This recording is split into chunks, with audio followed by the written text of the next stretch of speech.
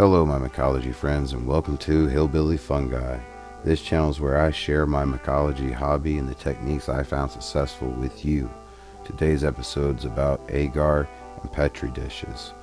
I'm going to share a standard recipe, and the ingredients we need is agar, light malt extract, and erythritol. I'm going to show you what I use for Petri dishes too. I'm using a jewelry scale so I can get a very accurate measurement of the weight. Placing a piece of parchment paper on the scale and terracing it off. Measuring out 10 grams of agar, followed by 10 grams of light malt extract. I'm going to tell you a little bit more about what we're doing here. The agar is being used as a gelatin, so the water will become a solid. And the light malt extract is the food for the mycelium to eat. Measuring out 500 grams of water or 500 milliliters of water. Place that jar on a stir plate, dropping in a stir bar. Now I'm going to add 1/8 of a teaspoon of erythritol. Drop in the dry ingredients, which is the agar and light malt extract. Stir until all dry ingredients are dissolved. I'm going to be using these maple syrup bottles as flasks.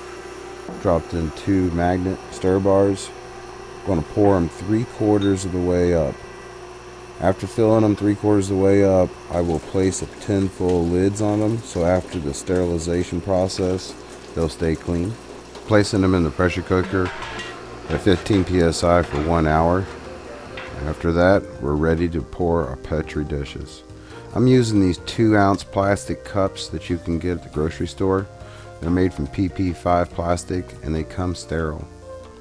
Usually used for condiments. Pouring agar is a little bit of a skill, and I'm doing it inside of a still air box, also called a SAB, S-A-B. Main thing working with a SAB is you really want to work with gravity, and you will see in this video that I make several mistakes. Fortunately, none of those mistakes led to me to have any contaminated Petri dishes. So I keep on crossing my hand over the top of these bottles. Even though I've cleaned and sterilized my arms and I have gloves on, there's still hair on my arms and I'm shedding skin.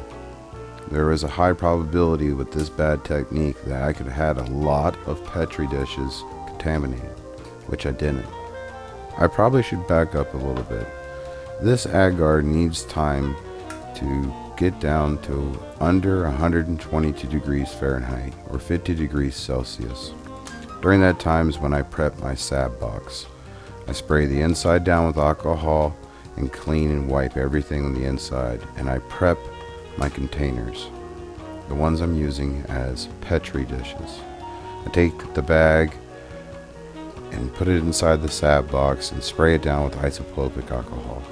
I cut the top of it open and scoot it down to just be able to access however many I can at one time. Setting up and technique is the most important part of this process. The whole process didn't take me too long. This was about a 10 or 15 minute process, and I had 45 Petri dishes done. I like using these containers because they seal well enough where I don't have to use parafilm. If you decide to go with a standard Petri dish, you're going to need to get some parafilm. It's a type of plastic wax film that you wrap the outside.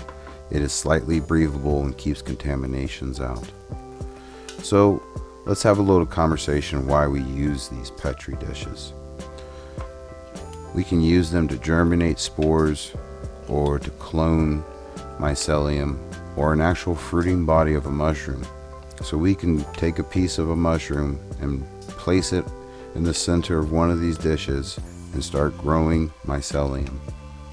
Also, we can check our LC to make sure it's not contaminated by taking a little bit of LC and dropping it on a Petri dish and seeing what grows. If it grows clean, we know we can use it. So with our Petri dishes, we need to check them daily, if not twice a day. That way we can keep an eye if there's bacteria that starts to grow or unwanted fungus. If we start reaching that problem, we can always cut out the good stuff and transfer it to another dish, kind of like cleaning it up. Also, if we have to deal with something that's really contaminated, like the whole dish has gotten contaminated and there's not much good mycelium left in the dish, we can do an agar to water. And what that is we make a standard agar recipe, but we don't add the malt extract, the food. And when we take the piece of dirty mycelium growing on dirty agar, we place it on the water agar, and the mycelium doesn't have any food on the water agar, so the bacteria can't grow, but the mycelium starts to stretch its fingers out. When it does that, we can take a piece of that fresh growth and transfer that to a Petri dish that has agar and malt extract. Now you see my last pour right there, my stir bar fell into my Petri dish. I'm going to use a magnet and pull it out of there. That way it stays nice and clean. That'd be a wrap, folks. I hope you enjoyed the video. I appreciate you. Make good decisions. Be kind. And I hope you come back to see more videos. Peace, my mycology friends.